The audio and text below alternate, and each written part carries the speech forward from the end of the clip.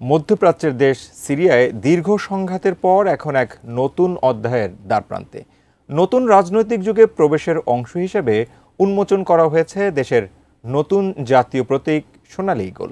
এই প্রতীক শুধু একটি চিত্র নয়, বরং এটি বাশার আল আসাদ সরকারের স্বৈরশাসন থেকে বেরিয়ে এসে একটি নতুন বার্তা দিচ্ছে। এই সোনালী ঈগলের পেছনে লুকিয়ে আছে কোন বার্তা, আর কেনই বা এটি সিরিয়ার ভবিষ্যৎ নির্দেশনার প্রতীক হয়ে উঠছে? বিস্তারিত জানাচ্ছেন জান্নাতুন নাহার জেরি।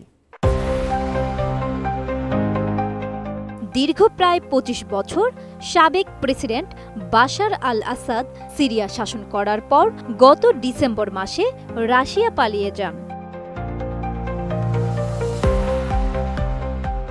এরপর চলতি বছরের জানুয়ারিতে অন্তর্বর্তী প্রেসিডেন্ট হিসেবে দায়িত্ব নেন আহমেদ আল শারা। RICL TMX, যুগের পর যুগ স্থাপনা থাকে মজবুত। তার নেতৃত্বের মাধ্যমে সিরিয়ায় নতুন রাজনৈতিক সরকারের সূচনা ঘটেছে। Partition or division.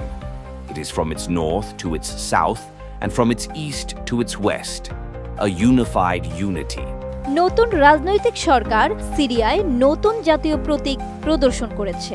গত বৃহস্পতিবার ৪ জুলাই দেশটির রাজধানী দামেস্কে প্রেসিডেন্ট প্রাসাদে জাঁকজমকপূর্ণ এক ড্রোন শো অনুষ্ঠানের মধ্য দিয়ে নতুন জাতীয় প্রতীক উন্মোচন করা হয়েছে। এই অনুষ্ঠানকে ঘিরে আয়োজন করা হয় উৎসবে। এই আয়োজনে অংশ নেন হাজার হাজার মানুষ। সিরিয়ান আরব নিউজ এজেন্সি সানা থেকে এ খবর প্রকাশিত হয়। ড্রোন শো আনুষ্ঠানিক উদ্বোধন করেন সিরিয়ার বর্তমান প্রেসিডেন্ট আহমেদ আল শারা। এই ড্রোন শোতে সিরিয়ার রাষ্ট্রের ইতিহাস, ঐতিহ্য, সংস্কৃতি ও জাতীয় মূল্যবোধ তুলে ধরা হয়েছে। এছাড়াও এ সময় দেশের নাগরিকদের আকাঙ্ক্ষা ও উচ্চ মূল্যবোধের সাথে সঙ্গতি রেখে নানা বিষয় উঠে আসে। আগের প্রতীকে ব্যবহৃত বাজ পাখির স্থানে এবার এসেছে সোনালী ঈগল।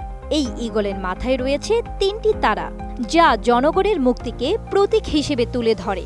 ঈগলের লেজের ৫টি পালক দেশের ৫টি ভৌগোলিক অঞ্চল এবং ডানার ১৪টি পালক দেশের ১৪টি প্রদেশের প্রতিনিধিত্ব করে। সরকার বরাত থেকে জানা যায়, এই প্রতীকটি গত ১৪ বছরের সংগ্রাম, প্রতিরোধ ও পুনর্জাগরণের ইতিহাস বহন করে।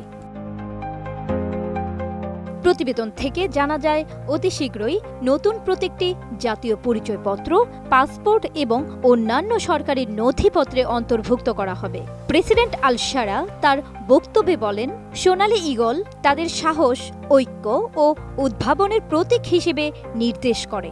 এটি শুধু তাদের নতুন পরিচয়ের প্রতিফলন নয়, বরং তাদের সম্মান ও মর্যাদা পুনরায় জাগ্রত হওয়ার ঘোষণাও বটে।